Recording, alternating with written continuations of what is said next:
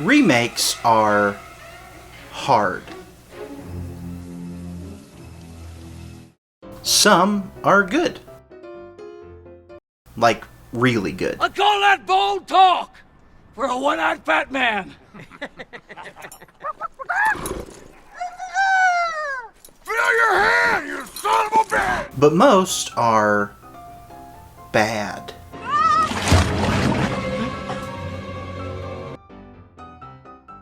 Like, really bad.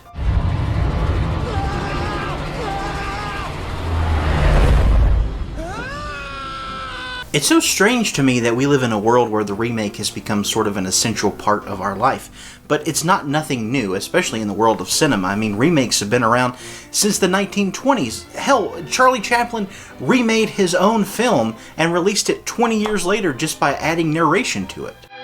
You, said Georgia. I thought I'd never see you again.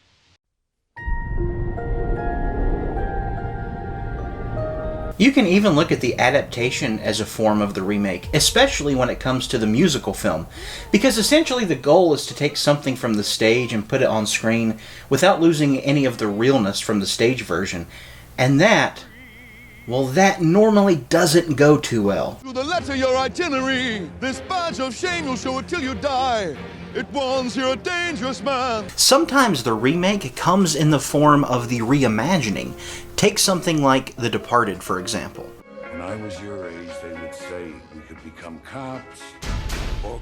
Unless you're a bit of a cinephile or have had a grown man-child tell you every time The Departed is brought up that it is in fact a remake, then you probably had no idea that The Departed is in fact a reimagining of an entire series of films called the Infernal Affairs trilogy, and honestly, they are pretty damn good. Scorsese definitely took this film and made it his own by setting it in Boston and making it very Bostonian? But the skeleton of the story itself comes from these films. Is that a bad thing? I don't know. Look at me. I'm a 36-year-old man-child surrounded by dinosaur toys and wrestling action figures. Every day, the void calls to me and I can remember myself down a hallway of happiness and hope. A time before, my life was ruined by eating too many fudge rounds or watching too much 90 Day Fiancé.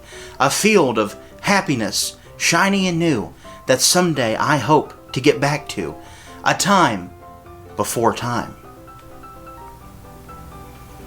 What was I talking about? Oh yeah, George Michael's ass. The remake isn't something that is necessarily a cinematic experience. In the world of music, it seems that the remake happens about as often as an often thing happens, where original catchy songs are given to a bunch of incel assholes with soul patches, and a hit from 1987 turns into this. I guess it would be nice if I could touch your body. Did you know that Bruce Willis covered Respect Yourself? That's right, Bruce John McClane, Unbreakable Have-an-Ass 6 Cents Willis, covered a Motown hit from the 60s, and it is worse than you're thinking it is. And for your enjoyment, please, here's about 5 seconds of the worst song ever made.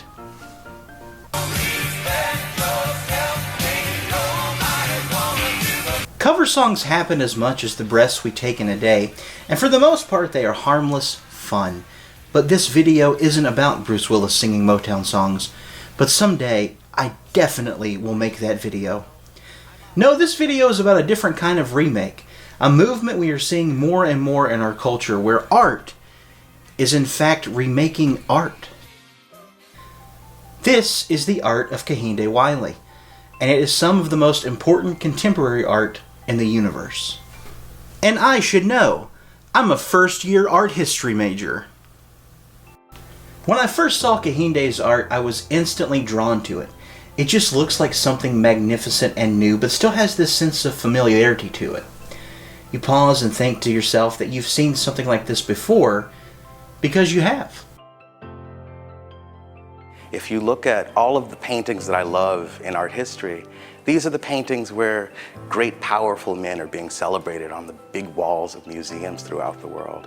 What feels really strange is not to be able to see a reflection of myself in that world. Let's go ahead and address the elephant in the room, and while I am talking about myself, I am not talking about my size. How dare you?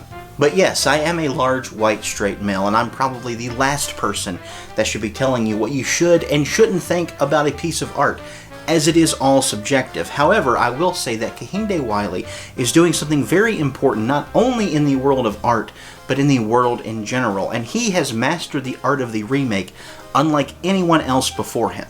And I am not an elephant. Maybe like a jovial walrus. I don't know. Hey, let's get back to the thing. Kehinde graduated from Yale with his master's in art and got an artist residence slot at the Studio Museum in Harlem. And while there, he found this mugshot, and from there, I'll just let him tell you. It crystallized something that I'd been thinking about for a very long time, which is that black men have been giving very little in this world, and that I, as an artist, have the power and the potential and the will to do something about it. So Kehinde took to the streets and began asking men and women of color if they wanted to be photographed and then painted in classical Renaissance style, and the rest, as they say, is history. But John, why is this so important? Really? Dum-dum? He just fucking told you. Anyway, let's take a trip together to the most expensive, fancy museum of art in the entire world. The Louvre. However the fuck. I'm going to speed through this just to give you a small hint of what we're looking at here.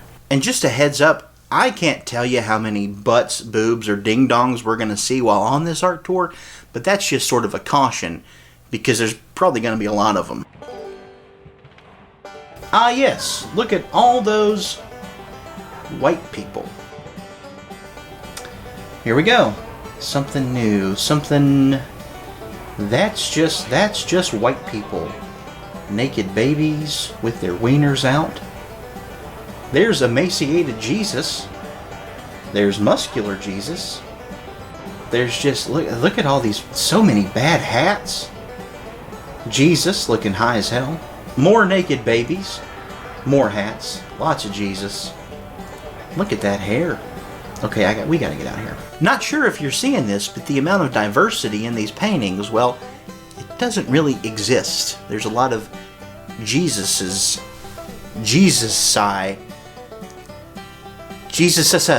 I don't know what the plural Jesus is. Look, I love some Renaissance shit as much as the next person, but there's only so many boring, old, muscular white dudes you can look at before wanting to go stand in the road.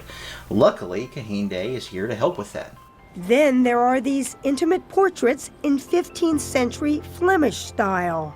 So I know that this particular portrait has a special meaning for you. Well, this is the first time I've done a portrait of someone that I'm romantically involved with. This is Craig Fletcher, my partner of 3 years. And I think this is a perfect way of having artistic inspiration and personal stories sort of come together. And that's why Kehinde is the master of the remake, because he is able to take a piece of art, something known and established that all of us could easily recognize, and turn it into his own, thus using the remake in a sense of originality, even more so than the work of art that inspired him. We have gone hundreds of years with a definition of what classical art should look like, and now finally, through a series of remakes and reimagined works, we are realizing that maybe what's classic to one group of humans isn't all that classic to someone else. That more than one type of people exists, and that's what's so great about the world. Representation is important. Being different is incredible. And one thing we can all agree on is that Bruce Willis should never fucking make music again.